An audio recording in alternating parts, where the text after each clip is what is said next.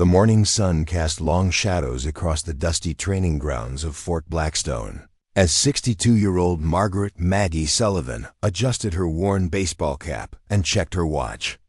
Her weathered hands, marked by decades of calluses and old scars, gripped the clipboard containing her assignment for the day: Civilian Tactical Advisor for the 3rd Infantry Division's Advanced Combat Readiness Assessment.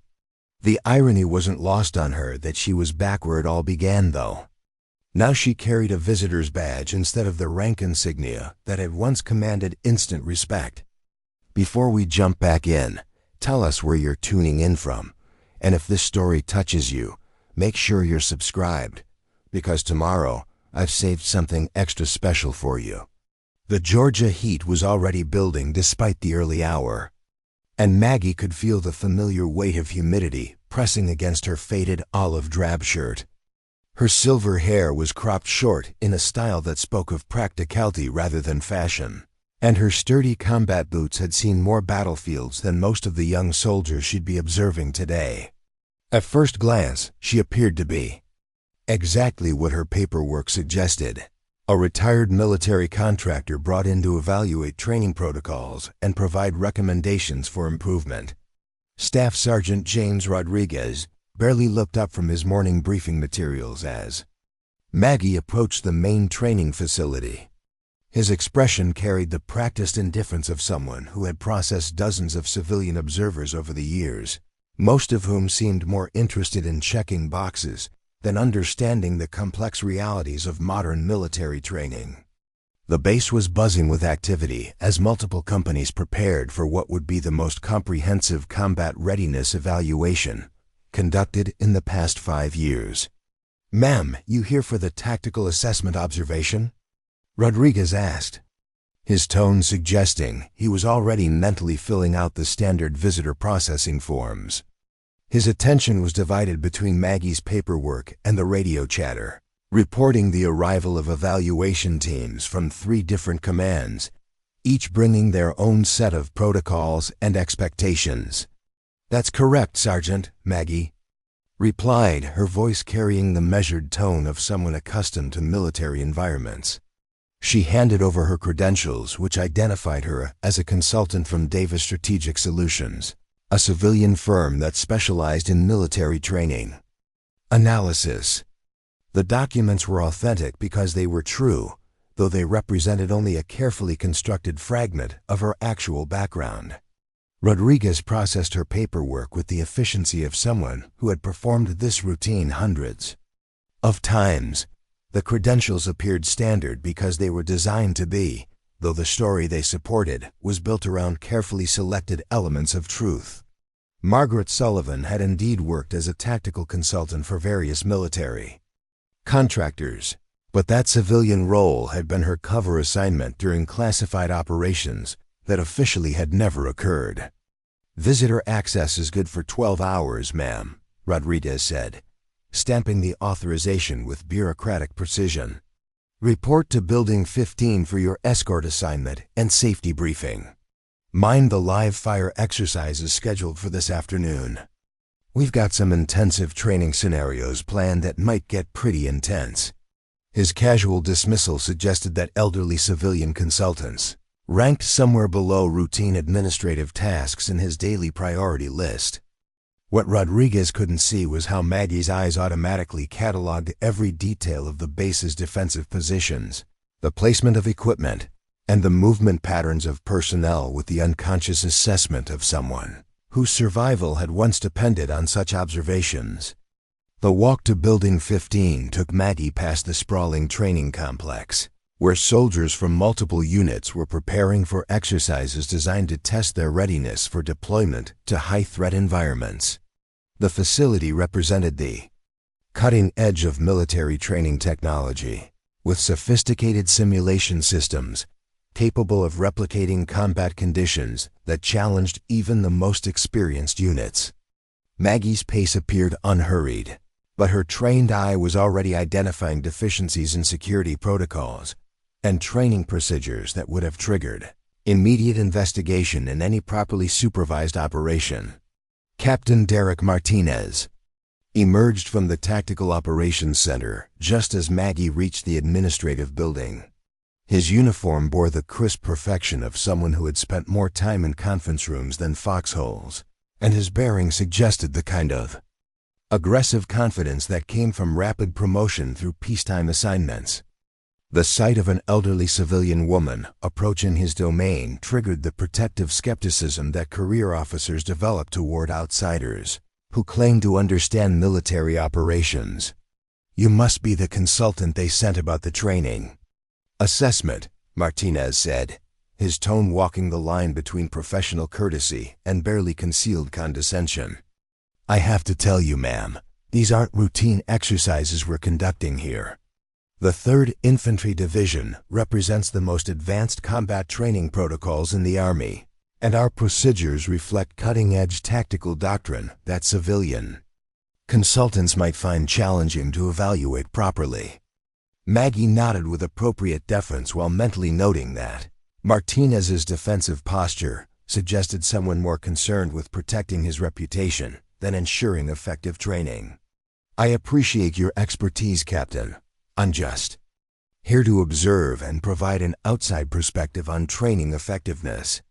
My background gives me some familiarity with tactical operations, so I should be able to follow along without getting in the way."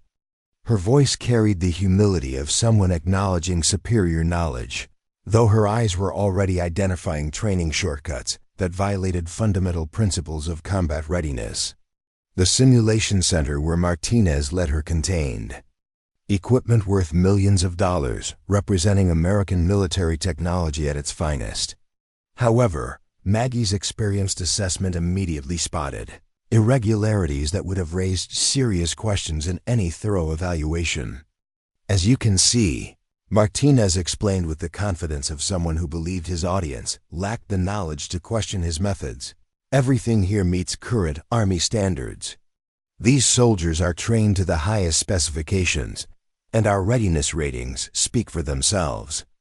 His gesture encompassed training facilities that had cost taxpayers over $50 million, equipped with the most advanced simulation technology available to modern military forces.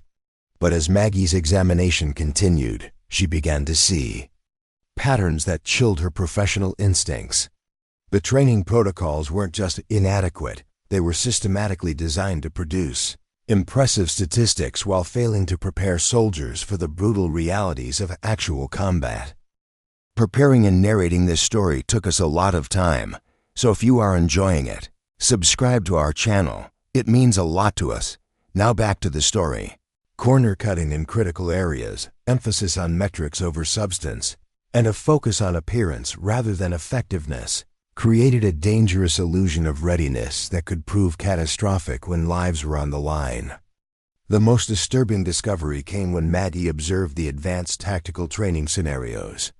Young soldiers were being taught techniques that looked impressive during evaluations but would get them killed in real combat situations. The emphasis on speed over accuracy, aggression over tactical thinking, and individual performance over unit cohesion represented a fundamental misunderstanding of what made soldiers effective in life-or-death situations.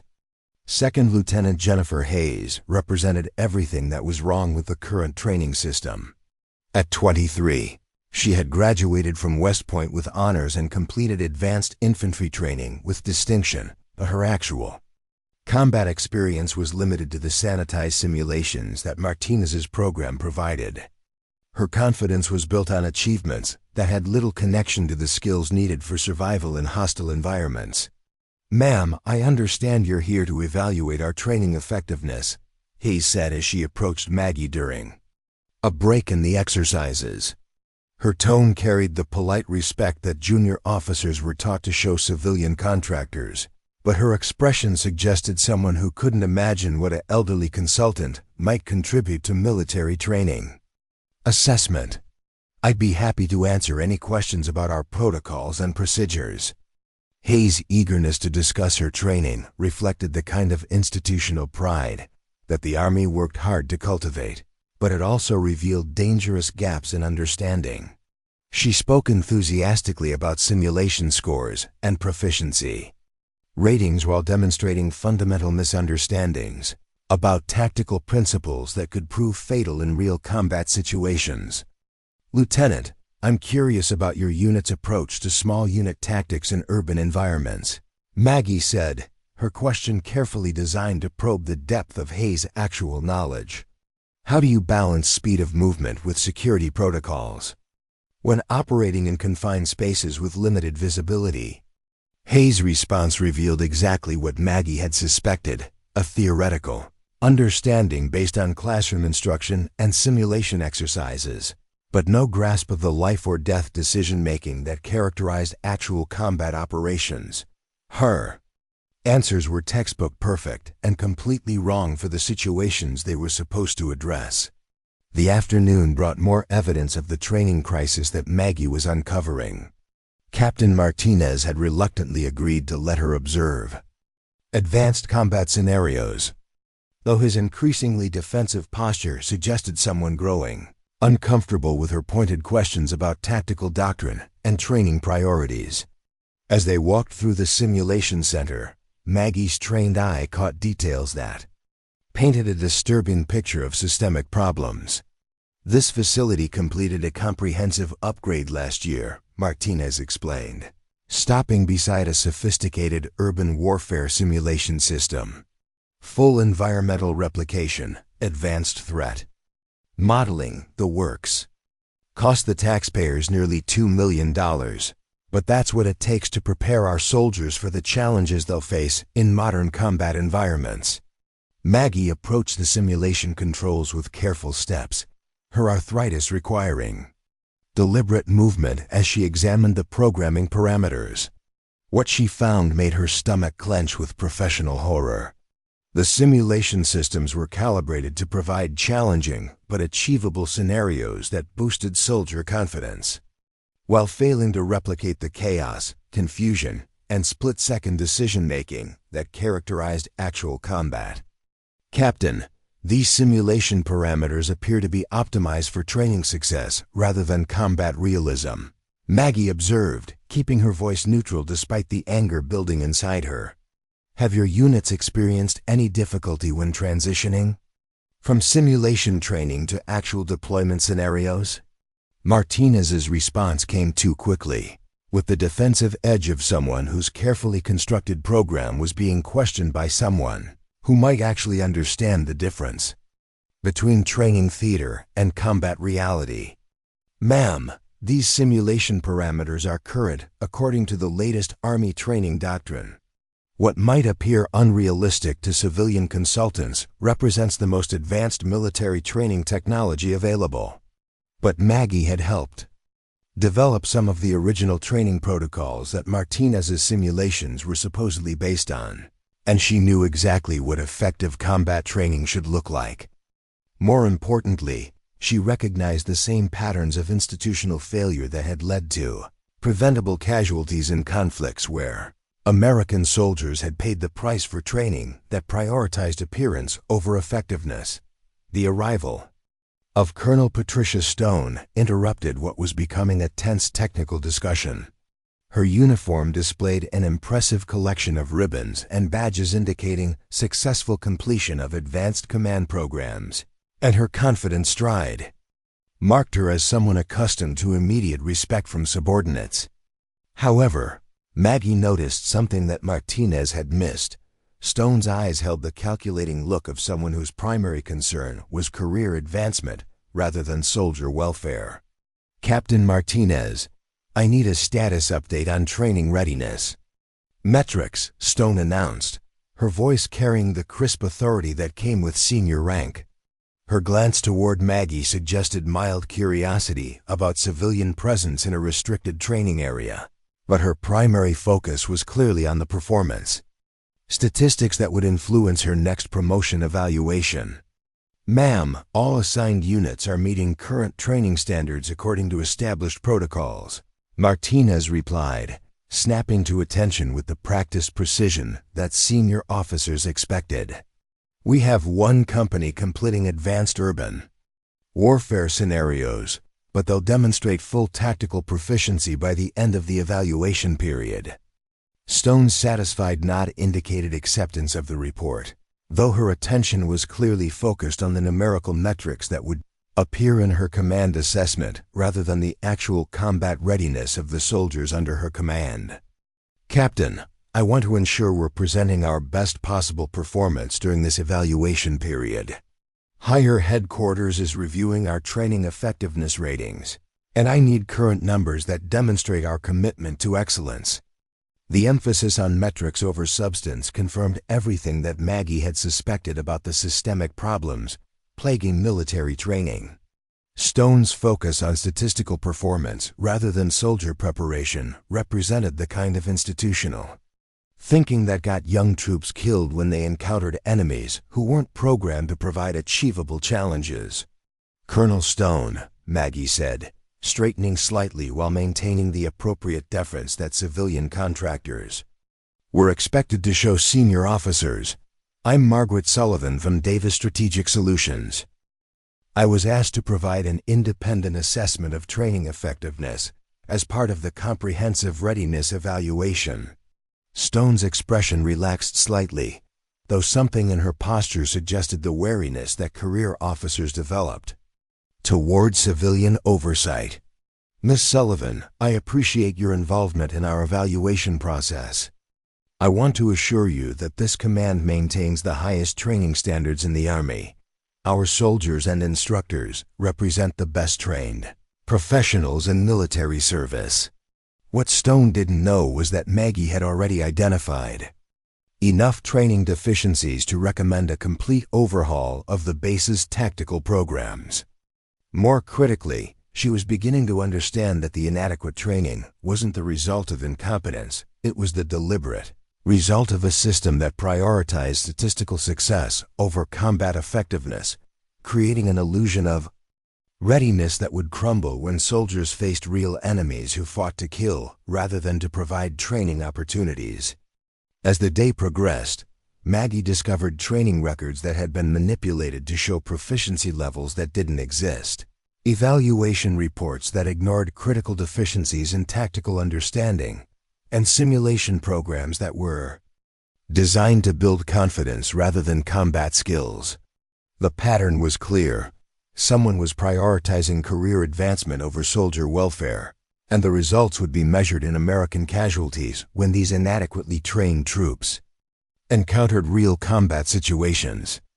The most damning evidence came when Maggie managed to access the training records for recent graduates of the base's advanced tactical programs. The documentation showed consistently high performance ratings that bore no relationship to the actual combat effectiveness she had observed during the day's exercises. Young soldiers like Lieutenant Hayes were being certified as combat ready based on achievements that had little connection to the skills needed for survival in hostile environments. By evening, the true scope of the training crisis had become clear. The base's impressive statistics masked fundamental failures in preparing soldiers for the realities of modern combat. The simulation systems were calibrated to provide achievable challenges rather than realistic threats. Tactical doctrine emphasized speed over survival, and evaluation criteria focused on measurable metrics rather than combat effectiveness. More disturbing was the realization that this wasn't an isolated problem. It represented a systemic failure in military training that was producing soldiers whose confidence exceeded their actual capabilities. The gap between perceived readiness and actual combat effectiveness would prove fatal when these troops encountered enemies who understood that war was about killing rather than scoring points. The evening briefing that concluded the day's evaluation provided Maggie with her first opportunity to observe Lieutenant Hayes in a leadership role. The young officer's presentation demonstrated everything that was wrong with current training approaches: perfect theoretical knowledge combined with dangerous misconceptions about combat realities.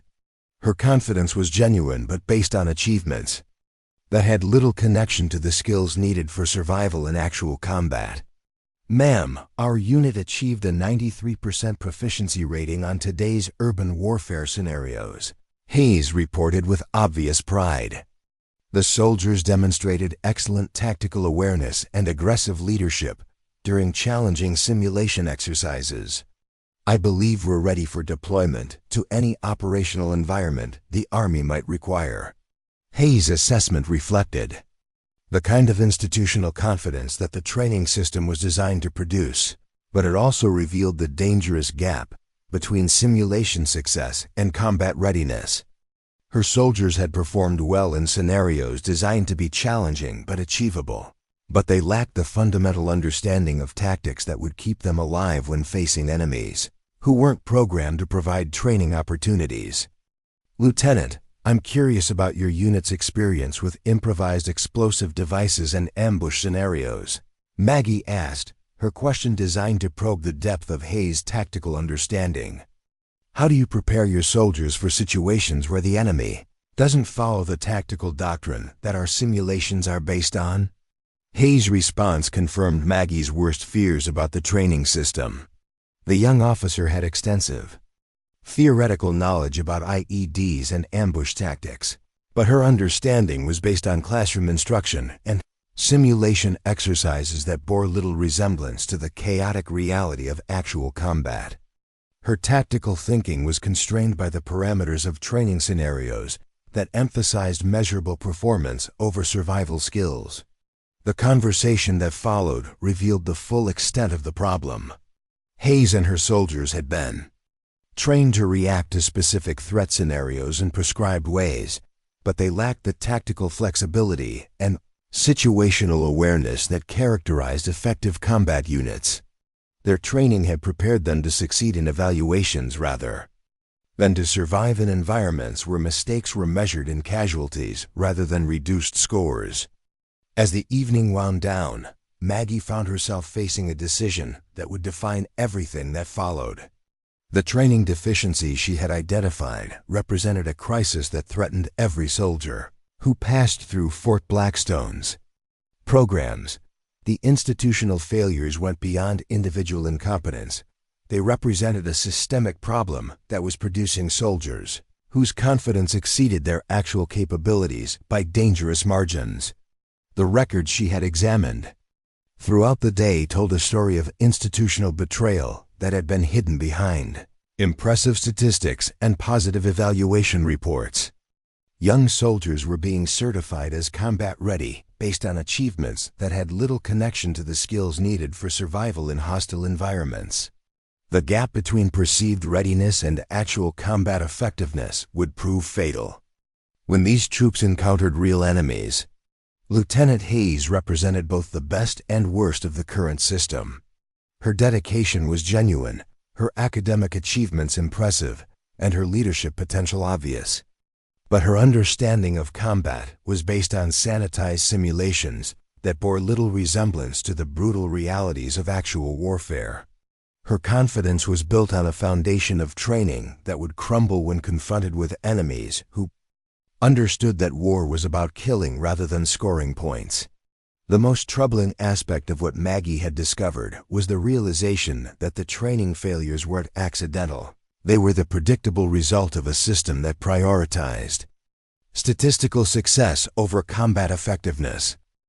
The emphasis on metrics over substance, appearance over reality, and career advancement over soldier welfare had created an institutional culture that was systematically failing the young troops it was supposed to prepare for combat.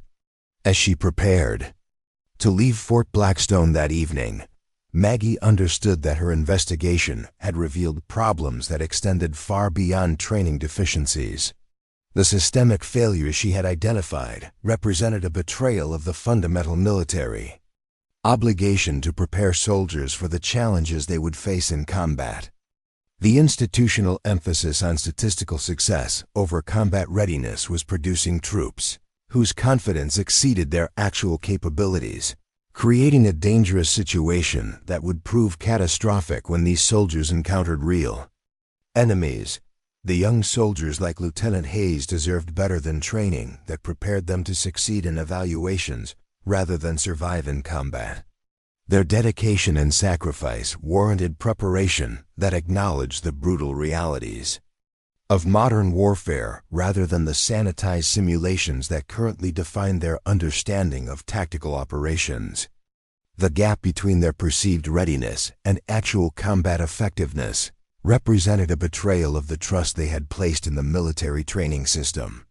The evening air was heavy with humidity as Maggie walked back to her vehicle, her mind processing the full implications of what she had discovered. The training crisis at Fort Blackstone wasn't an isolated problem. It represented a systemic failure that was producing soldiers whose confidence exceeded their actual capabilities. The institutional emphasis on metrics over substance was creating a dangerous gap between perceived readiness and combat effectiveness that would prove fatal when these troops encountered real enemies. Tomorrow would bring new challenges as she continued her investigation, but tonight she carried the weight of knowing that young soldiers like Lieutenant Hayes were being prepared for combat with training that emphasized appearance over effectiveness. The system that was supposed to prepare them for the realities of modern warfare was instead giving them confidence based on achievements that had little connection to the skills needed for survival in hostile environments.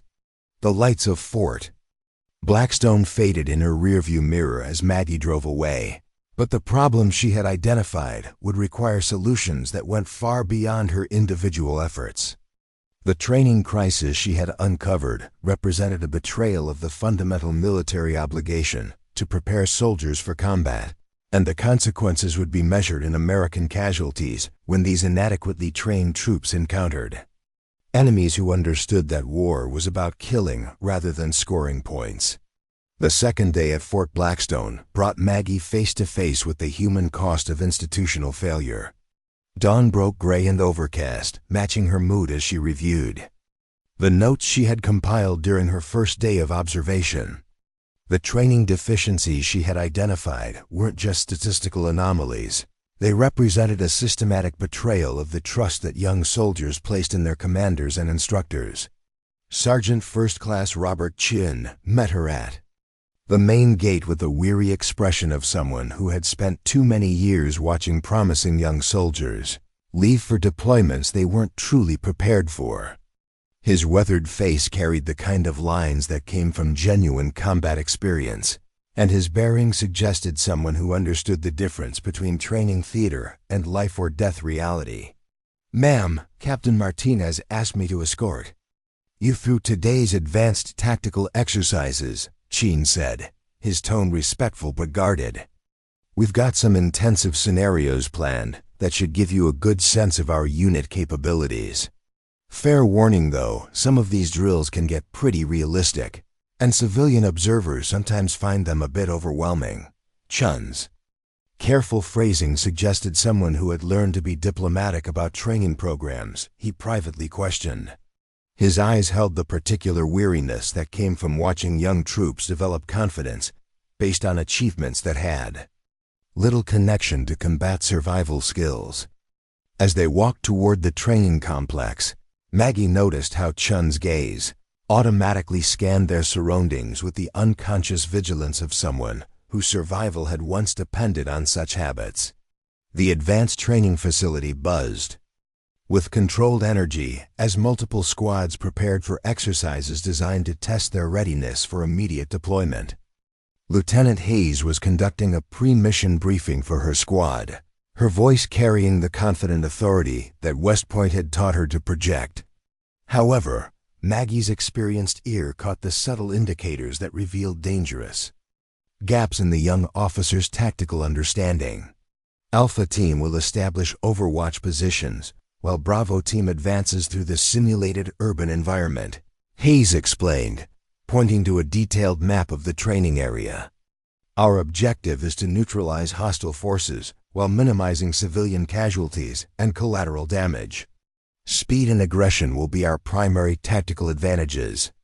The briefing continued with textbook precision, covering contingencies and protocols that sounded impressive to anyone who hadn't experienced actual combat.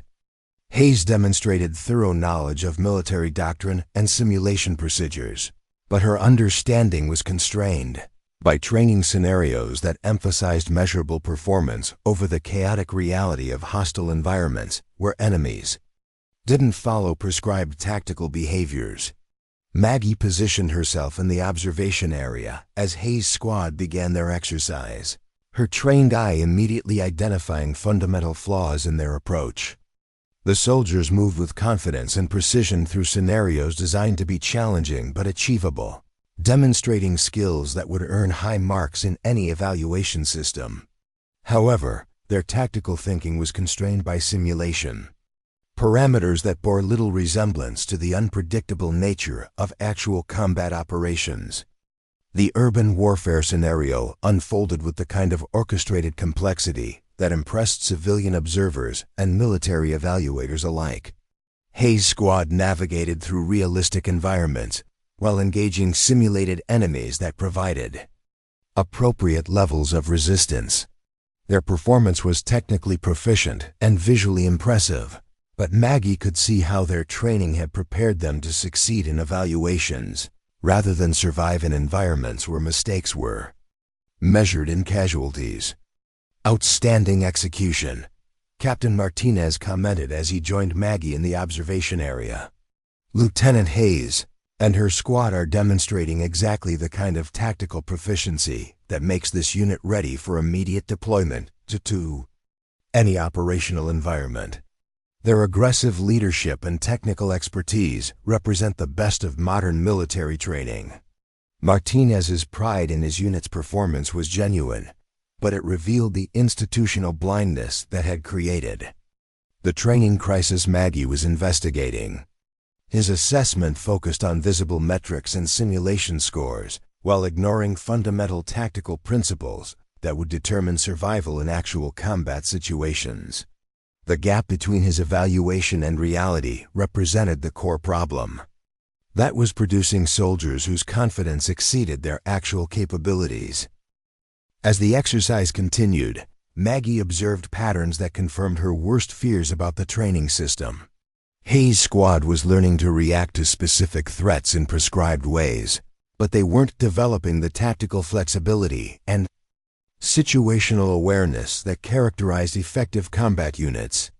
Their success was built on familiarity with simulation parameters, rather than understanding of combat principles that could be adapted to unpredictable situations. The afternoon brought more evidence of systematic training failures as Maggie watched advanced weapons training that emphasized speed and accuracy over tactical thinking and fire discipline. Young soldiers were achieving impressive marksmanship scores while demonstrating dangerous misconceptions about cover, concealment, and target identification that would prove fatal in environments where enemies weren't clearly marked and shooting positions weren't predetermined. Staff Sergeant Maria Rodriguez approached Maggie during a break in the exercises, her expression carrying the particular frustration of an experienced, non-commissioned officer who understood the difference between training success and combat readiness. Her uniform bore patches indicating multiple deployments to hostile environments, and her manner suggested someone who had learned hard lessons that weren't being taught in current training programs. "Ma'am, I hope you don't mind me speaking freely," Rodriguez said, her voice low enough to avoid being overheard by the officers supervising the training. "I've been watching these exercises and I'm seeing some things that concern me. These kids are good soldiers, but they're being taught tactics that would get them killed in a real fight." Rodriguez's willingness to share her concerns revealed the kind of professional integrity that Maggie had hoped to find among the base's experienced personnel. Her assessment confirmed what Maggie had been observing, a dangerous disconnect between training achievements and combat effectiveness that was being hidden behind impressive statistics and positive evaluation reports. "What specific concerns do you have, Sergeant?" Maggie asked, recognizing an opportunity to gain insight from someone who understood both the current training system and the realities of actual combat operations. Rodriguez glanced around to ensure they wouldn't be overheard before continuing. "The simulation systems are set up to make the soldiers feel confident and successful, but they're not learning to think tactically. They're memorizing responses to specific scenarios instead of understanding principles they can adapt to unexpected situations. In a real fight, the enemy doesn't follow the script. The conversation that followed revealed the full extent of the training crisis from the perspective of someone who had to work within the flawed system while understanding its dangerous limitations. Rodriguez described how evaluation criteria focused on measurable metrics rather than combat effectiveness, how simulation parameters were adjusted to ensure high success rates, and how training schedules prioritize statistical achievements over the development of survival skills. The most disturbing aspect of Rodriguez's assessment was her description of how the institutional emphasis on positive metrics was creating a culture where questioning training effectiveness was discouraged. Experienced personnel who raised concerns about tactical deficiencies were marginalized or transferred, while those who produced impressive statistics were promoted regardless of their actual understanding of combat operations. Evening brought a comprehensive briefing where Captain Martinez presented the day's training results to Colonel Stone and visiting evaluation teams from higher headquarters. The presentation was impressive by any statistical measure, demonstrating unit proficiency ratings that exceeded Army standards and individual performance metrics that suggested exceptional readiness for deployment to operational environments. Our advanced tactical training program has achieved a 96% success rate over the past 6 months, Martinez reported with obvious satisfaction. Individual marksmanship scores average in the expert range. Urban warfare simulations show consistent tactical proficiency, and unit cohesion metrics indicate exceptional teamwork and leadership development. The numbers were undeniably impressive, representing achievements that would earn recognition for the training program and career advancement for the officers responsible for its implementation. However, Maggie understood that the statistics masked fundamental failures in preparing soldiers for the realities of modern combat operations. Colonel Stone's response reflected the institutional thinking that had created the training crisis. Her focus was entirely on the measurable achievements that would influence her command evaluation, with no apparent concern for the actual combat readiness of the soldiers, whose lives would depend on the training they received at Fort Blackstone. "Excellent work, Captain Martinez," Stone said with genuine approval. "These results demonstrate exactly the kind of training excellence that higher headquarters expects from this command. I want you to prepare a comprehensive report that highlights our achievements and methodologies for distribution to other training installations." The emphasis on replicating the Fort Blackstone model throughout the Army represented a dangerous expansion of training practices that prioritize statistical success over combat effectiveness.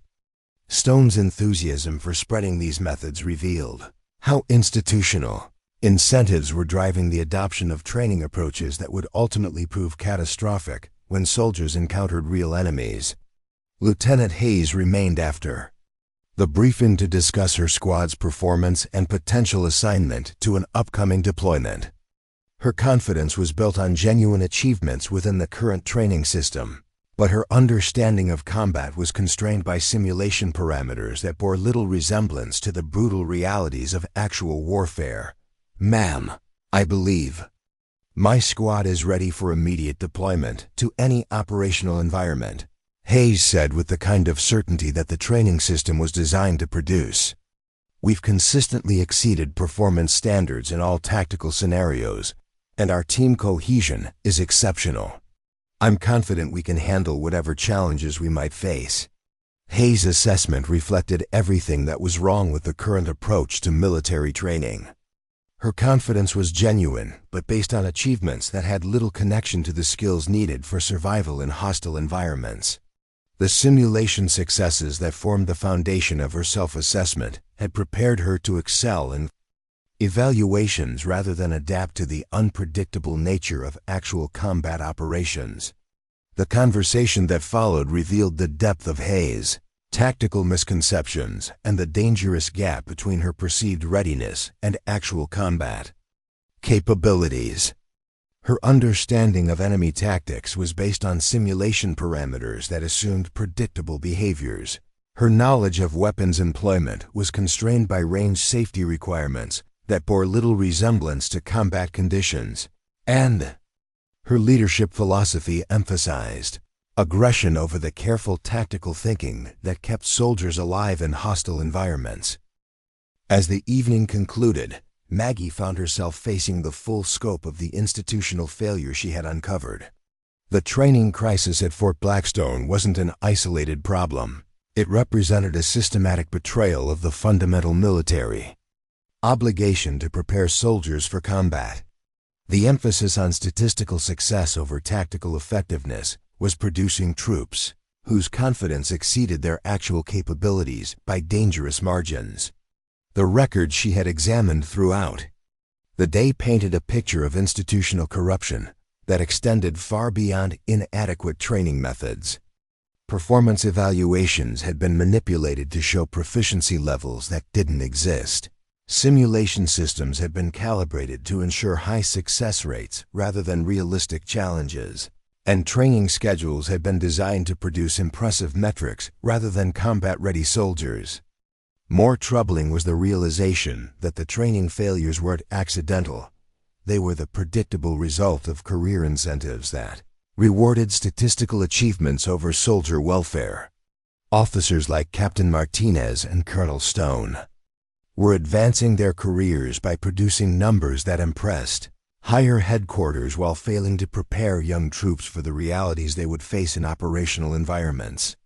The human cost of these institutional failures was embodied in soldiers like Lieutenant Hayes, whose dedication and sacrifice warranted preparation that acknowledged the brutal realities of modern warfare.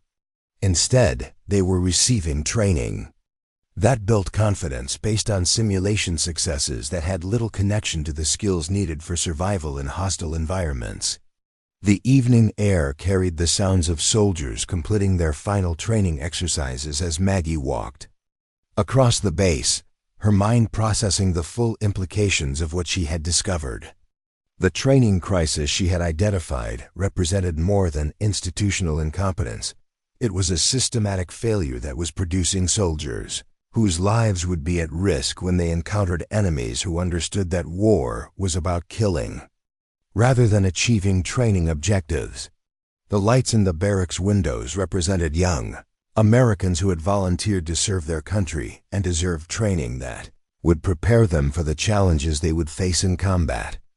Instead, they were receiving preparation that emphasized appearance over effectiveness, creating a dangerous illusion of readiness that would crumble when confronted with the brutal realities of actual warfare. Staff Sergeant Rodriguez's concerns about tactical deficiencies were just the beginning of a comprehensive failure that extended throughout the training system. The institutional emphasis on metrics over substance was creating a culture where questioning effectiveness was discouraged while statistical achievements were rewarded, regardless of their connection to combat readiness. The simulation systems that formed the foundation of current training programs were designed to build confidence rather than develop survival skills.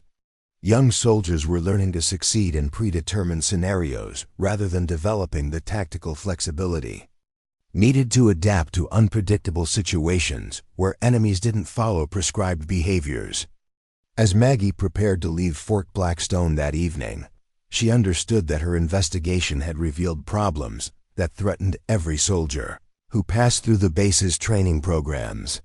The gap between perceived readiness and actual combat effectiveness represented a betrayal of the trust that young troops like Lieutenant Hayes had placed in the military training system. The institutional failures she had identified went beyond individual incompetence to represent a systematic problem that was producing soldiers whose confidence exceeded their actual capabilities. The emphasis on statistical success over combat effectiveness was creating a dangerous situation that would prove catastrophic when these inadequately prepared troops encountered real enemies who understood that warfare was about survival rather than achieving evaluation scores. Tomorrow would bring new challenges as her investigation continued. But tonight she carried the weight of knowing that young soldiers were being prepared for combat with training that prioritized appearance over effectiveness. The system that was supposed to prepare them for the realities of modern warfare was instead giving them confidence based on achievements that bore little resemblance to the skills needed for survival in hostile environments. The responsibility for addressing these failures extended far beyond her individual efforts. But Maggie understood that her investigation represented the first step toward protecting soldiers who deserved better than training that prepared them to succeed in evaluations rather than survive in combat.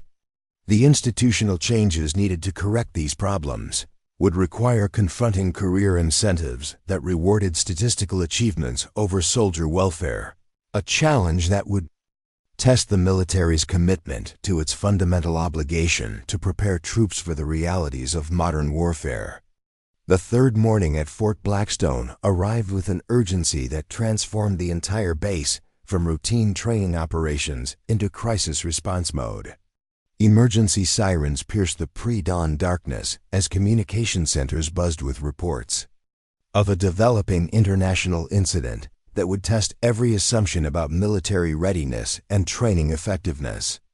Maggie arrived at the main gate to find security personnel processing urgent deployment orders while senior officers rushed between command buildings with expressions that reflected the gravity of an unfolding situation.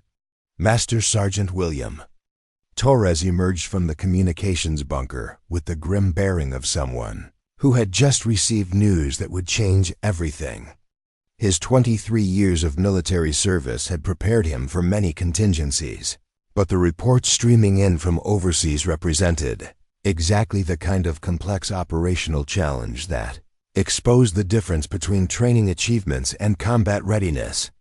The situation developing in the disputed border region of Cathara demanded immediate military response with capabilities that exceeded anything Fort Blackstone's simulation systems had ever attempted to replicate. "Ma'am, I'm afraid today's observation SCHEDUL is going to be significantly modified," Torres said as he approached Maggie with the controlled urgency that characterized military crisis response. "We've received deployment orders for immediate intervention in an emerging hostage situation.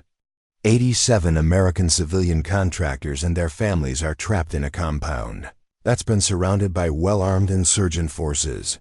The intelligence briefing that followed revealed the complexity of a situation that would challenge even the most experienced military units.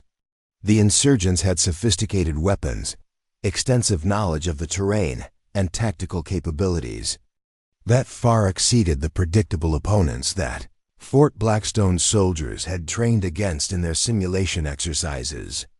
More critically, the hostages included women and children whose safety would constrain military options while insurgent forces operated under no such limitations.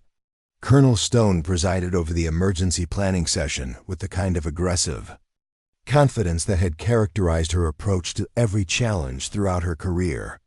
Her focus remained fixed on the operational metrics that would influence her command evaluation, even as intelligence reports revealed tactical complexities that exceeded anything her units had prepared for during their training at Fort Blackstone. "This is exactly the kind of mission that demonstrates the effectiveness of our advanced training programs," Stone announced to the assembled officers and senior enlisted personnel.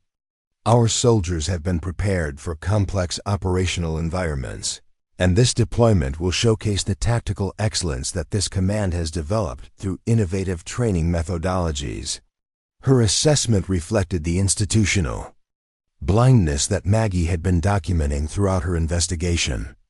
Stone's confidence was based on simulation achievements and statistical metrics that bore little resemblance to the brutal realities of rescuing hostages from determined enemies who understood that American soldiers had been trained to succeed in predetermined scenarios rather than adapt to unpredictable tactical situations.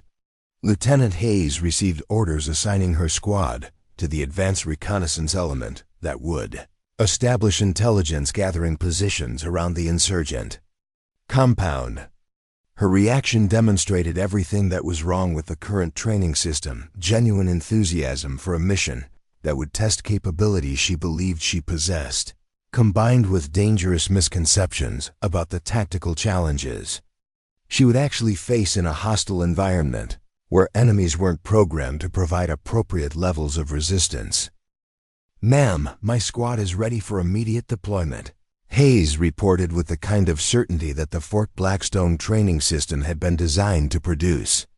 "We've consistently exceeded performance standards in reconnaissance scenarios, and our tactical proficiency ratings demonstrate that we can handle complex operational requirements."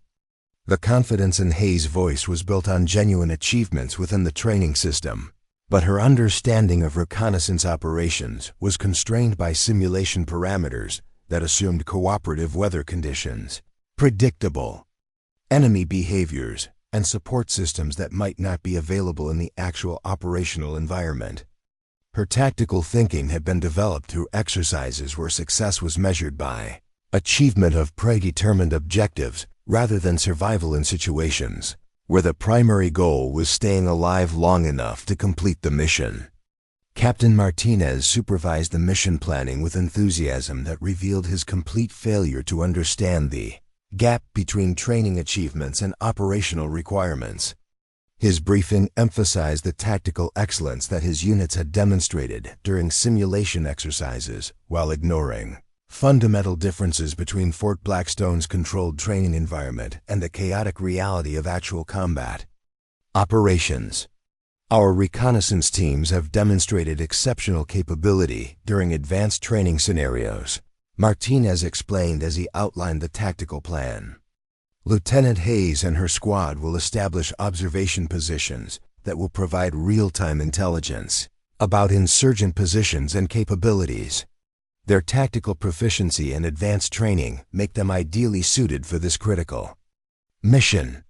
The plan that Martinez presented looked impressive on paper, incorporating sophisticated surveillance techniques and communication protocols that had earned high marks during evaluation exercises.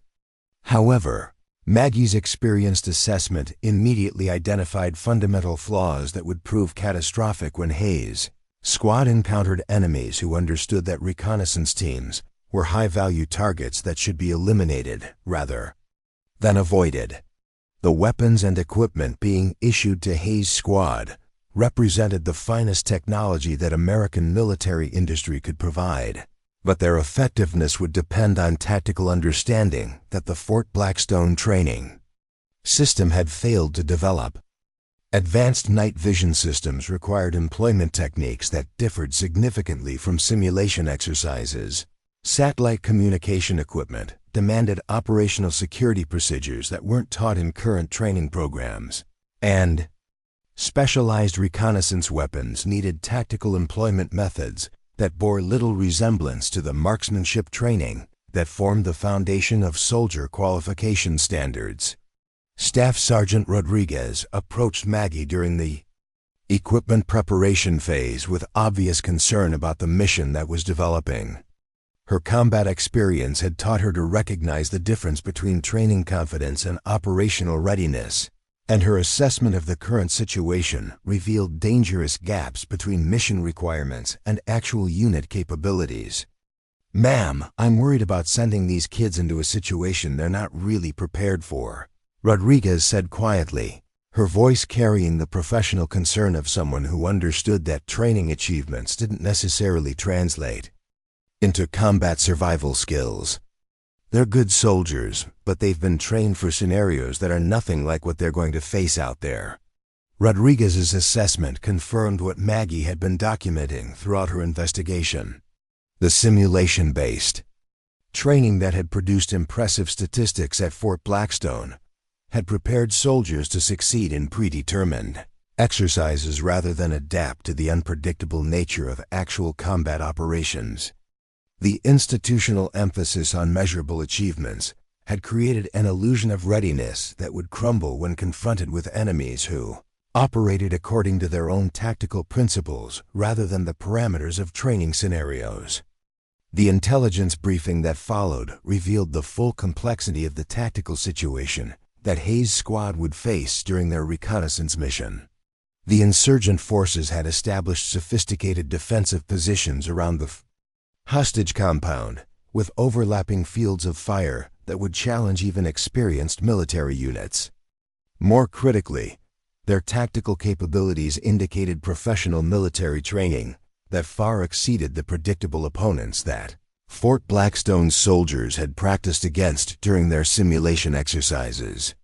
Aerial reconnaissance photographs showed defensive preparations that demonstrated advanced tactical knowledge and access to military-grade equipment. The insurgents had positioned anti-aircraft weapons that would limit air support options, establish communication systems that suggested coordination with external command elements, and created kill zones that revealed understanding of how American forces typically conducted reconnaissance operations. The enemy force appears to consist of approximately 40 to 50 well-armed insurgents with advanced tactical capabilities, the intelligence officer reported during the briefing. They have established defensive positions that indicate professional military training and access to sophisticated weapon systems. Our reconnaissance teams will be operating in an environment where the enemy understands American tactical doctrine and has prepared countermeasures accordingly. The briefing continued with technical details that should have triggered serious reconsideration of the mission plan, but the institutional momentum toward deployment continued despite clear indicators that Fort Blackstone's soldiers were being sent into a situation that exceeded their actual preparation. The emphasis on demonstrating training effectiveness had created a culture where questioning mission feasibility was discouraged in favor of confidence based on simulation achievements.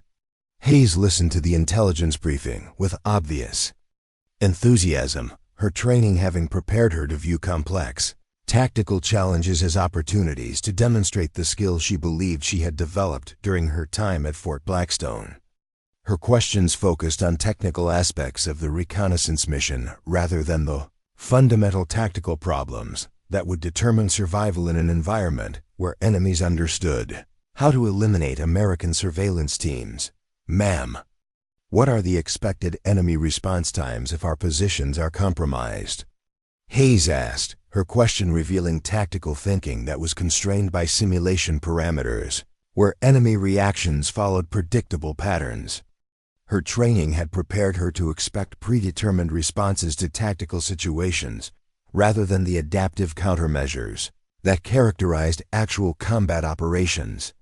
The answer she received should have been deeply troubling to anyone who understood the realities of reconnaissance operations against competent enemies.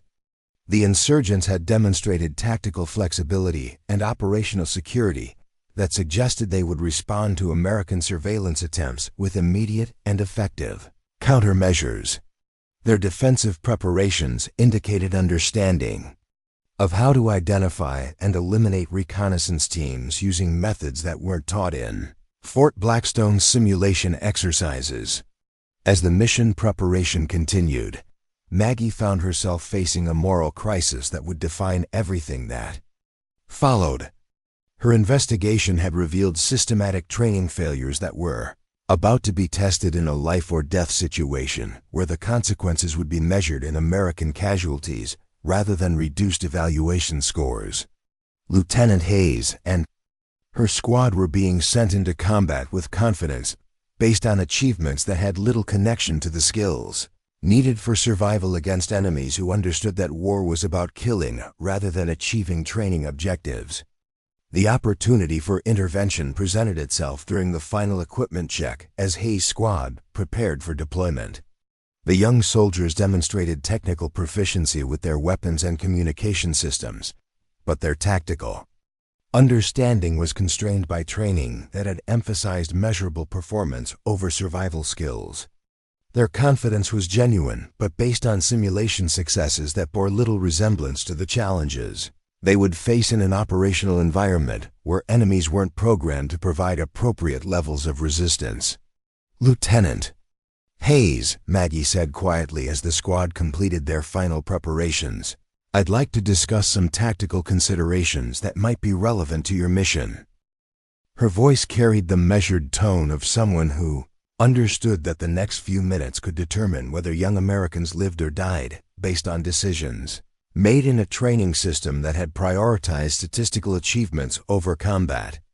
Readiness.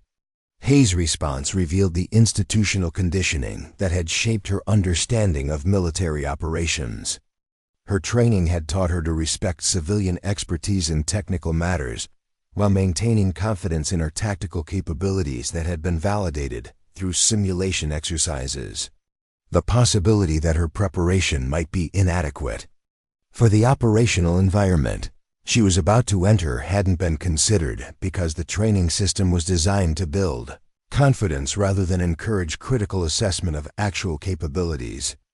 "Ma'am, I appreciate your concern, but our squad has been thoroughly prepared for reconnaissance operations through advanced training scenarios," Hayes replied with the kind of certainty that Fort Blackstone's programs were designed to produce. "We've consistently demonstrated tactical proficiency in complex environments, and our mission parameters fall well within our established capabilities." The confidence in Hayes' voice was based on genuine achievements within the current training system, but her assessment revealed dangerous misconceptions about the tactical challenges she would face in an environment where enemies understood how to eliminate American surveillance teams. Her preparation had emphasized predetermined responses to specific scenarios, rather than the tactical flexibility needed to survive in situations where the primary goal was staying alive long enough to complete the mission. The conversation that followed would determine whether Maggie continued to maintain her cover as a civilian consultant or revealed capabilities that could prevent a catastrophic failure of institutional training. Hayes' squad was about to deploy into a tactical situation that exceeded their actual preparation, and the consequences would be measured in American casualties that could be prevented through intervention based on understanding that transcended the limitations of simulation-based training. The moment of decision arrived as Hayes' squad prepared to board the transport aircraft that would carry them into a combat environment where their survival would depend on tactical skills that the Fort Blackstone training system had failed to develop. The institutional emphasis on statistical achievements over combat effectiveness had created a dangerous gap between perceived readiness and actual capabilities that was about to be tested against enemies who understood that reconnaissance teams were high-value targets. "Lieutenant," Maggie said with quiet authority that hadn't been present during her earlier interactions as a civilian consultant, "before you deploy, I need you to understand that your training has prepared you for scenarios that bear little resemblance to the tactical situation you're about to face." Her voice carried the unmistakable certainty of someone whose understanding of combat operations exceeded anything that could be learned through simulation exercises. The transformation in Maggie's demeanor was subtle but profound as decades of carefully maintained cover identity began to shift toward revelation of capabilities that could save lives in the crisis that was developing. Hayes' reaction revealed the institutional conditioning that had shaped her response to authority, but it also demonstrated the dangerous confidence that had been built through training, achievements that bore little connection to combat survival skills. The aircraft engines were already warming up as Hayes' squad completed their final preparations for a mission that would test every assumption about military training and combat readiness. The institutional momentum toward deployment had created a situation where questioning tactical feasibility was discouraged in favor of confidence based on simulation, achievements that had little connection to the realities of actual combat operations. The crisis that was developing represented more than a tactical challenge. It embodied the fundamental failure of a training system that had prioritized measurable achievements over the development of survival skills that would determine whether young Americans lived or died in hostile environments. The gap between simulation success and combat effectiveness was about to be revealed through consequences that would be measured in casualties rather than reduced evaluation scores.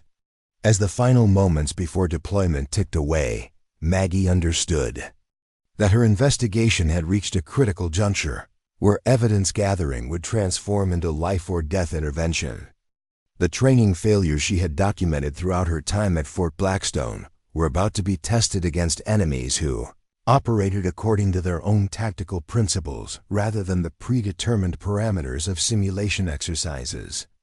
The choice between maintaining her cover and preventing catastrophic casualties would define everything that followed, as the institutional failures that had shaped military training at Fort Blackstone prepared to claim lives that could be saved. Through expertise that transcended the limitations of simulation-based preparation, the moment of truth was approaching with the finality of aircraft engines and the weight of American lives hanging in the balance of decisions made in a training system that had forgotten the fundamental obligation to prepare soldiers for survival rather than statistical success. The loading bay of the military transport aircraft hummed with tension as Lieutenant Hayes' reconnaissance squad conducted their final equipment checks before insertion into hostile territory. The intelligence reports had grown increasingly grim during the past hour, revealing that the insurgent forces surrounding the hostage compound possessed capabilities that far exceeded anything the soldiers had encountered during their training at Fort Blackstone. Maggie watched from the cargo bay's edge as young Americans prepared to deploy into a situation that would expose every weakness in their simulation-based preparation. Specialist David Kim adjusted his night vision equipment with movements that revealed both technical competence and underlying nervousness about the mission ahead. His training records showed consistent high performance in surveillance exercises, but those achievements had been earned in controlled environments where enemy detection patterns followed predictable algorithms rather than the adaptive countermeasures employed by professional insurgent forces who understood how to eliminate American reconnaissance teams.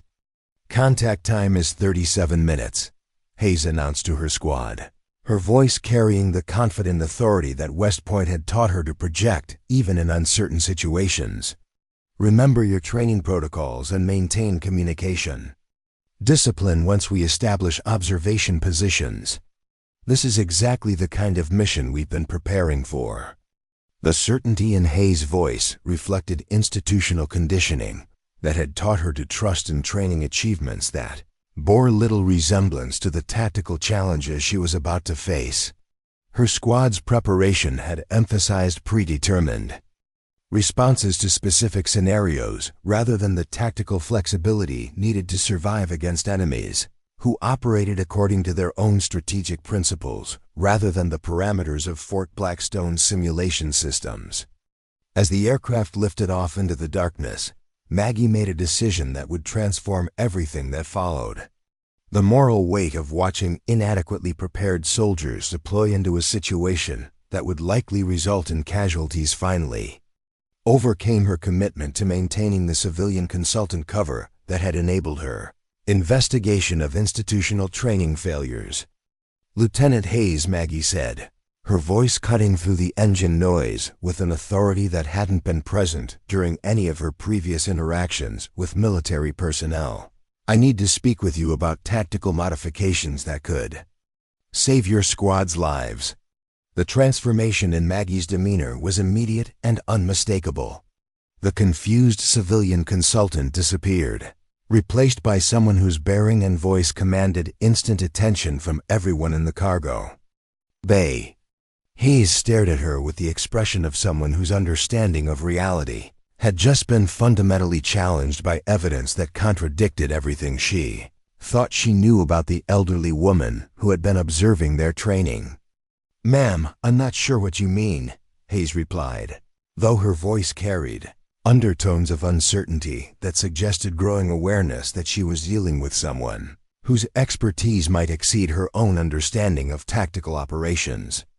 "Our mission parameters have been thoroughly planned according to current doctrine, and our training has prepared us for the operational environment we'll be entering."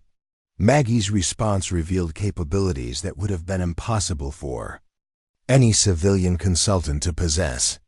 "Lieutenant, the enemy forces you're about to face have positioned anti-personnel devices, specifically designed to eliminate reconnaissance teams, using exactly the approach patterns your training has taught you to employ.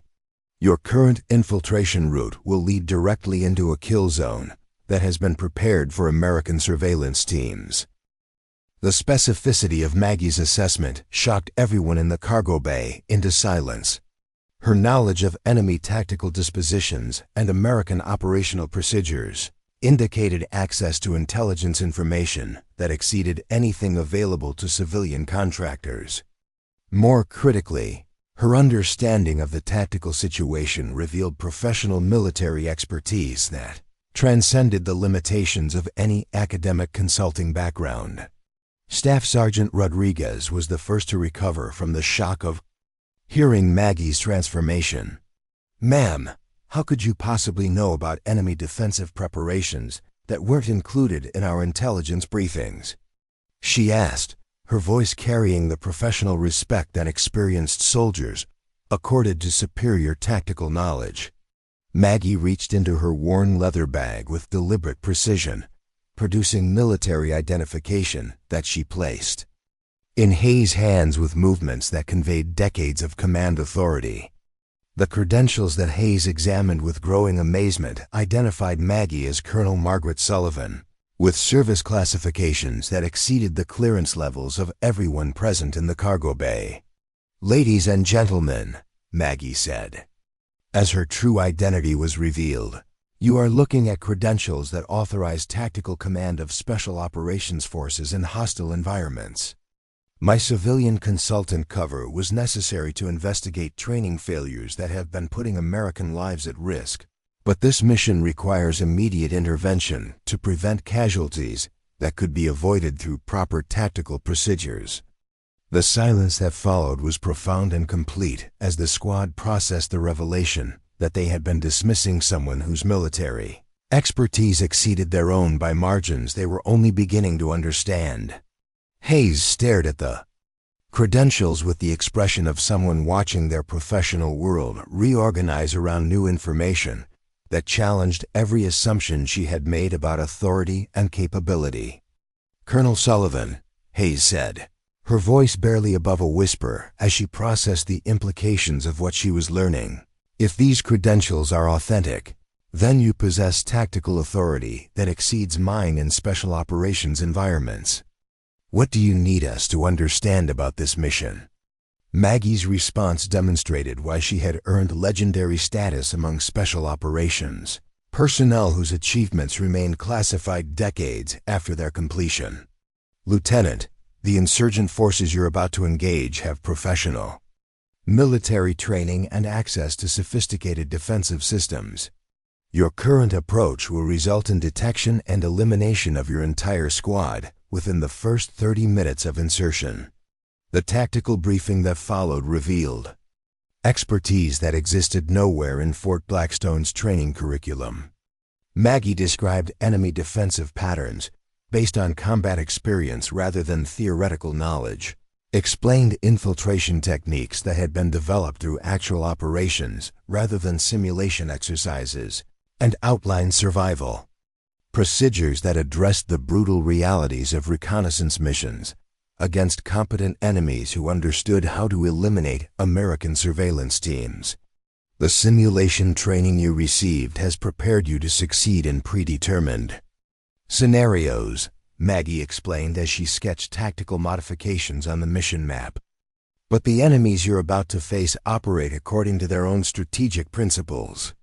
They've positioned detection systems along the infiltration routes that your training has taught you to use, and they've prepared kill zones specifically designed to eliminate reconnaissance teams that follow American tactical doctrine."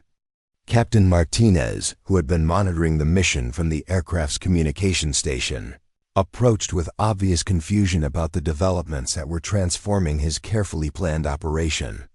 "Colonel Sullivan, I'm not sure. I understand how civilian personnel could have access to tactical intelligence that wasn't available through military channels." Maggie's response revealed the extent of her actual background and the institutional failures that had necessitated her covert investigation. "Captain, my civilian consultant role was cover for investigating training deficiencies that have been identified through analysis of casualties suffered by units that passed through Fort Blackstone's programs. The tactical inadequacies I've documented represent systematic failures that are costing American lives in operational environments. The revelation continued as Maggie outlined the scope of institutional problems that extended far beyond inadequate simulation training. Performance evaluation systems that rewarded statistical achievements over combat effectiveness had created career incentives that encouraged the development of training programs designed to produce impressive metrics rather than survival skills. The emphasis on measurable performance had led to simulation parameters that built confidence while failing to prepare soldiers for the unpredictable nature of actual combat operations. Lieutenant Hayes, your squad's tactical training has prepared you to react to specific threats in predetermined ways. Maggie continued, her voice carrying the authority of someone whose combat experience exceeded anything that could be learned through academic study. But reconnaissance operations against professional enemies require adaptive thinking and tactical flexibility that can't be developed through simulation exercises alone. The tactical modifications that Maggie outlined addressed fundamental weaknesses in the squad's preparation while building on the technical competencies they had actually developed during their training. Her approach acknowledged the capabilities they possessed while compensating for gaps in tactical understanding that would prove fatal in the operational environment they were entering. Hayes listened with growing respect as Maggie described infiltration techniques that had been developed through actual combat experience rather than theoretical study. The elderly woman's transformation from civilian consultant to tactical expert was so complete that Hayes had to remind herself this was the same person whose expertise she had been politely dismissing throughout the past 3 days. Colonel, what specific changes do you recommend for our insertion and observation procedures? Hayes asked, her question revealing acceptance of Maggie's tactical authority and recognition that her squad's survival might depend on expertise that transcended their simulation-based preparation. Maggie's response demonstrated tactical knowledge that had been earned through operations that remained classified but had established principles that could save lives in the current situation. Her modifications addressed enemy capabilities that Fort Blackstone's training had never acknowledged, environmental factors that simulation exercises couldn't replicate, and survival procedures that required understanding of combat psychology rather than technical proficiency alone. The infiltration plan that emerged from Maggie's tactical expertise bore little resemblance to the predetermined approach that Martinez had developed based on Fort Blackstone's training doctrine. Her methods acknowledged enemy capabilities that exceeded simulation parameters while building on the technical skills that Hayes' squad had actually mastered during their preparation. The key to surviving this mission is understanding that the enemy knows how American reconnaissance teams typically operate. Maggie explained as she outlined tactical procedures that addressed real-world threats rather than simulation scenarios. They've prepared countermeasures based on studying American tactical doctrine, which means your survival depends on employing methods that exceed their expectations. As the aircraft approached the insertion zone, Maggie's tactical briefing revealed the full extent of institutional failures that had shaped military training at Fort Blackstone. The simulation systems that had produced impressive statistics were based on assumptions about enemy capabilities that bore little resemblance to the sophisticated threats that American forces actually faced in operational environments. The final phase of mission preparation showcased why Maggie had earned respect among special operations personnel whose achievements couldn't be measured through standard evaluation systems. Her tactical modifications addressed every aspect of the reconnaissance mission, from initial infiltration through intelligence gathering to extraction procedures that acknowledged the realities of operating against enemies who understood how to eliminate American surveillance teams. Remember that your primary objective is gathering intelligence while maintaining operational security, Maggie said as the squad prepared for insertion. The hostages depend on information that can only be obtained through successful reconnaissance. But that intelligence is worthless if your squad is eliminated before it can be transmitted. Hayes' response revealed how profoundly the revelation of Maggie's identity had changed her understanding of tactical operations and command authority. "Colonel Sullivan, my squad is ready to implement your tactical modifications. We understand that our training has prepared us for scenarios that differ significantly from the operational environment we're entering." The transformation in Hayes' attitude reflected institutional conditioning that had taught her to respect superior expertise, while acknowledging limitations in her own preparation. Her willingness to adapt to tactical guidance that exceeded her simulation-based training demonstrated the kind of professional flexibility that could determine survival in hostile environments, where predetermined responses were inadequate for unpredictable challenges. As the insertion zone approached, Maggie made a final decision that would define everything that followed. The tactical modifications she had outlined would improve Hayes' squad's chances of survival, but the mission's ultimate success would require capabilities that exceeded anything the young soldiers had developed during their training at Fort Blackstone. "Lieutenant Hayes," Maggie said with quiet authority that commanded absolute attention, "I'm coming with you." The statement transformed the cargo bay's atmosphere as everyone present understood. They were witnessing a decision that would determine the mission's outcome and potentially save American lives through expertise that transcended institutional training limitations. The reaction was immediate and revealing of how profoundly Maggie's revelation had changed everyone's understanding of capability and authority. Hayes stared at her with obvious concern about the implications of elderly personnel participating in combat operations, while Rodriguez's expression reflected professional assessment of tactical advantages that could result from having someone with Maggie's expertise directly involved in the mission. "Colonel, with respect, reconnaissance operations require physical capabilities that might be challenging for personnel who haven't maintained current fitness standards," Hayes said carefully, her comment revealing institutional conditioning about age limitations while acknowledging the tactical expertise that Maggie had demonstrated.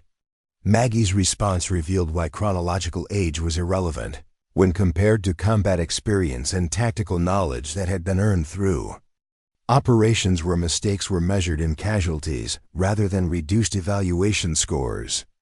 "Lieutenant, I've been conducting reconnaissance missions since before you were born. Physical fitness matters, but tactical expertise and combat experience matter more when facing enemies who understand how to eliminate surveillance teams." The decision was made with military efficiency as the aircraft reached the insertion zone and tactical necessities overcame institutional assumptions about age and capability. Maggie's participation transformed the mission from a deployment of inadequately prepared soldiers into an operation led by someone whose expertise could compensate for the training failures that had characterized their preparation at Fort Blackstone. As the squad prepared for insertion into hostile territory, the full implications of Maggie's revelation became clear. Her investigation of institutional training failures had been conducted by someone whose combat credentials exceeded those of the officers she had been evaluating. The civilian consultant cover had enabled her to document systematic problems while positioning herself to prevent casualties that would result from sending inadequately prepared soldiers into situations that exceeded their actual capabilities. The moonless night provided perfect cover as Colonel Margaret Sullivan led Lieutenant Hayes' reconnaissance squad through terrain that would have challenged soldiers half her age. Her movements through the rocky hillside demonstrated decades of fieldcraft experience, navigating obstacles with silent precision while maintaining tactical awareness that kept the entire team invisible to enemy surveillance systems. The insurgent compound lay 2 kilometers ahead, surrounded by defensive positions that would have eliminated any squad following conventional infiltration procedures. Hayes followed closely behind Maggie, her respect for the elderly colonel growing with each tactical decision that revealed expertise far beyond anything taught at Fort Blackstone. The simulation training that had built her confidence seemed inadequate compared to the real-world navigation skills that Maggie employed to avoid detection systems positioned along traditional approach routes. Every movement demonstrated why combat experience couldn't be replicated through controlled exercises. "Halt," Maggie whispered, her voice barely audible as she identified threat indicators that the squad's training had never addressed. Her hand signals directed the team into concealed positions, while she assessed enemy patrol patterns that differed significantly from the predictable behaviors they had practiced against during simulation exercises. The insurgents were using randomized movement schedules and overlapping security zones that would have detected any reconnaissance team, following standard American tactical doctrine. Specialist Kim activated his surveillance equipment according to procedures learned during training, but Maggie's immediate correction prevented electronic emissions that would have revealed their position to enemy detection systems. "Power down all active sensors," she commanded quietly. "These insurgents have sophisticated electronic warfare capabilities that will identify our equipment signatures from significant distances." The tactical lesson continued as Maggie demonstrated observation techniques that relied on natural concealment and patient intelligence gathering rather than the technological solutions that formed the foundation of modern military training. Her methods acknowledged enemy capabilities while building on human skills that couldn't be defeated through electronic countermeasures or sophisticated detection systems. The hostage compound became visible through night vision scopes as the squad reached observation positions that Maggie had selected based on tactical principles rather than predetermined coordinates. The defensive preparations were even more sophisticated than intelligence reports had suggested, with interlocking fields of fire that would challenge experienced assault forces. The insurgents had created a fortress that could only be penetrated through precise tactical coordination. "Count 43 enemy personnel in defensive positions," Hayes reported through encrypted communications, her voice carrying professional calm despite the tactical complexity of what she was observing. "Automatic weapons emplacements at compass. Bearings 270 and 045. With roving patrols maintaining irregular schedules." Maggie's assessment revealed why the mission required expertise that exceeded simulation-based training. "Lieutenant, those defensive positions have been designed specifically to counter American assault tactics. The insurgents understand our doctrinal approaches and have prepared countermeasures that will eliminate conventional attack formations." The intelligence gathering continued throughout the pre-dawn hours as Maggie's squad documented enemy capabilities while remaining undetected through fieldcraft techniques that existed nowhere in current training curricula. Her tactical expertise enabled comprehensive reconnaissance that provided assault planners with information necessary for successful hostage rescue operations. Dawn brought crisis as insurgent patrols began, systematic searches that threatened to discover the squad's concealed positions. Hayes watched through her scope as enemy teams moved with professional precision toward areas that could provide observation of their compound. The situation was deteriorating rapidly as detection became increasingly likely despite all precautions. "Colonel, we have enemy movement toward our sector," Hayes reported with controlled urgency. "Multiple teams approaching our concealment area with search patterns that suggest they suspect surveillance presence." Maggie's response demonstrated tactical thinking that had been developed through actual combat rather than theoretical study. "Prepare for immediate displacement to secondary positions. Use the terrain depression at bearing 180 to maintain concealment while enemy teams pass our current location." The movement under pressure showcased why combat experience couldn't be replaced by simulation training. Maggie led the squad through tactical repositioning that kept them invisible while enemy patrols passed within meters of their previous positions. Her fieldcraft expertise compensated for the training limitations that would have resulted in detection and elimination of less experienced personnel. The crisis escalated when insurgent forces began executing hostages to demonstrate their resolve against American intervention.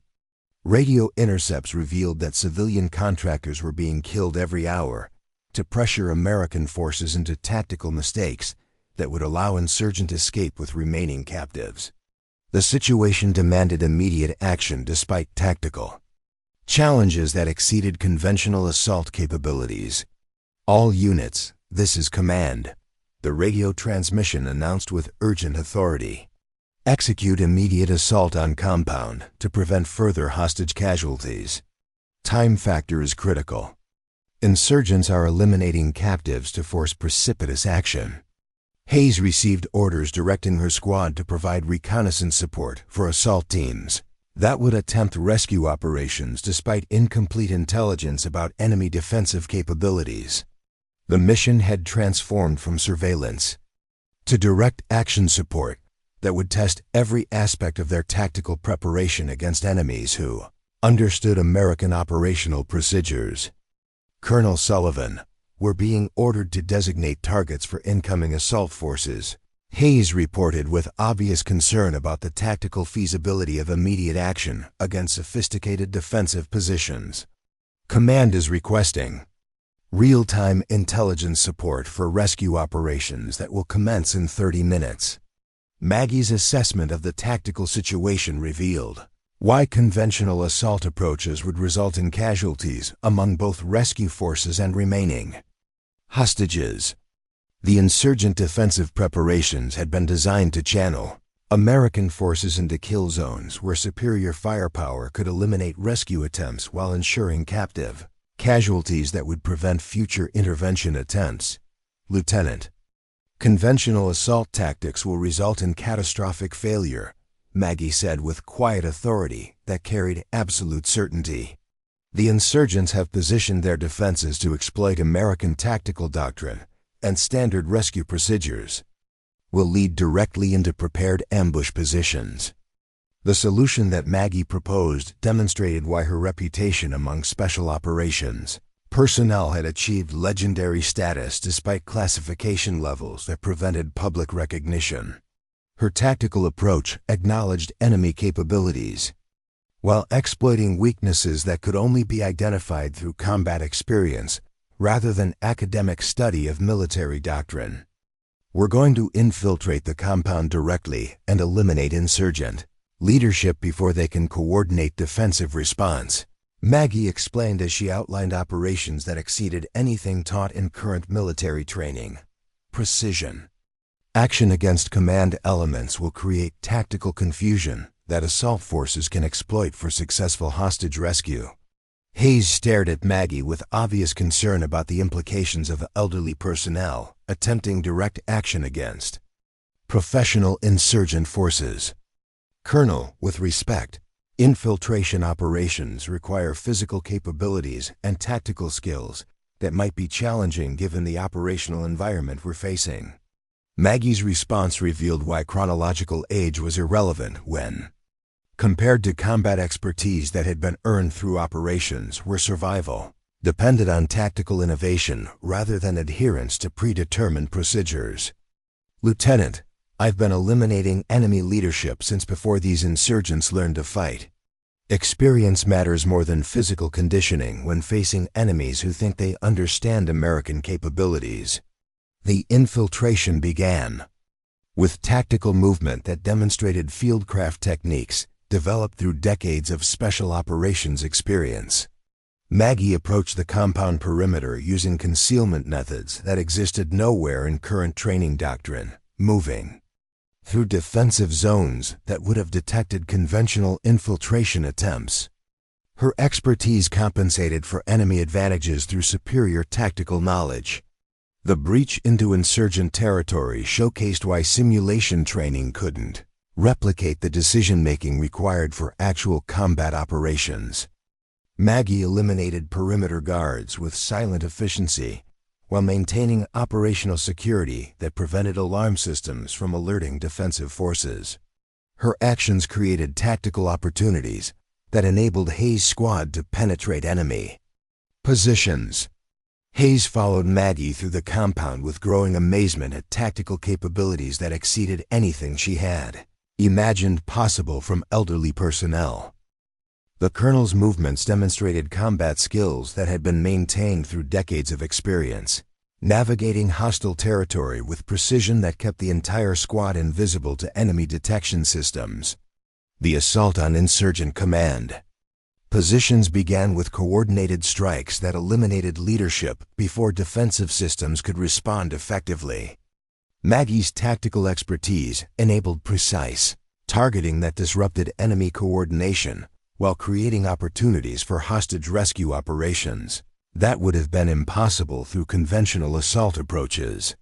Lieutenant Hayes participated in combat operations that revealed the difference between simulation training and actual tactical requirements.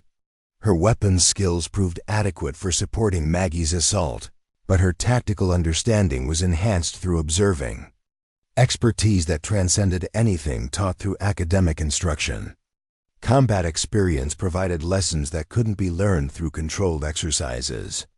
The rescue operation succeeded through tactical innovation that acknowledged enemy capabilities, while exploiting weaknesses that could only be identified through superior combat experience. Maggie's leadership enabled hostage extraction that minimized casualties, while eliminating insurgent forces that had believed their defensive preparations made successful American intervention impossible. The aftermath of the successful mission provided validation for tactical approaches that challenged institutional assumptions about age, capability, and training effectiveness. Maggie's expertise had compensated for simulation-based preparation that would have resulted in mission failure and significant casualties among both rescue forces and civilian hostages. General Patricia Hayes arrived at the compound as rescue operations concluded, her expression reflecting professional amazement at tactical success that had exceeded all operational predictions. The hostage rescue had been accomplished with minimal casualties through methods that challenged conventional understanding of special operations, capabilities, and personnel limitations. Colonel Sullivan, your tactical leadership has achieved results that our planning teams considered impossible, General Hayes said with obvious respect for expertise that had proven decisive in life or death situations. How do we document operations that challenge every assumption about special operations capabilities and training requirements? Maggie's response revealed why her investigation of institutional training failures had been conducted by someone whose credentials exceeded those of the personnel she had been evaluating. General, document this as successful special operations conducted using adaptive tactical procedures. The specific methods employed remain classified, but the results demonstrate that combat effectiveness depends on experience rather than simulation-based preparation. The comprehensive investigation that followed Maggie's mission revealed systematic training failures that extended throughout military education systems. Her documentation of institutional problems led to reforms that emphasized combat experience over statistical achievements, ensuring that future soldiers would receive preparation that acknowledged the realities of modern warfare rather than the limitations of simulation exercises. Lieutenant Hayes received recognition for tactical performance that had exceeded her training, preparation through exposure to combat expertise that transcended academic instruction. Her experience working with Maggie provided understanding of tactical principles that couldn't be learned through controlled exercises, establishing foundation for leadership development that acknowledged combat realities. The cultural changes that resulted from Maggie's investigation extended far beyond Fort Blackstone to influence military training throughout American forces. Her demonstration of tactical capabilities that transcended age-based assumptions led to revised personnel policies that emphasized experience and expertise over demographic characteristics that bore little relationship to combat effectiveness. The memorial ceremony that honored successful hostage rescue operations included recognition for tactical innovation that had challenged institutional assumptions while saving American lives. Maggie's expertise had proven that combat effectiveness depended on experience and tactical knowledge rather than physical characteristics or simulation-based training achievements. Colonel Margaret Sullivan returned to civilian life carrying satisfaction that her investigation had exposed institutional failures while demonstrating tactical capabilities that transcended conventional understanding of special operations requirements. Her mission had proven that expertise and experience mattered more than age or appearance when lives depended on tactical excellence rather than statistical achievements. The young soldiers who had served with Maggie during the hostage rescue carried lessons about combat effectiveness that couldn't be taught through simulation exercises. Their experience had revealed the difference between training competence and tactical competence, establishing understanding that would influence their military careers and leadership development.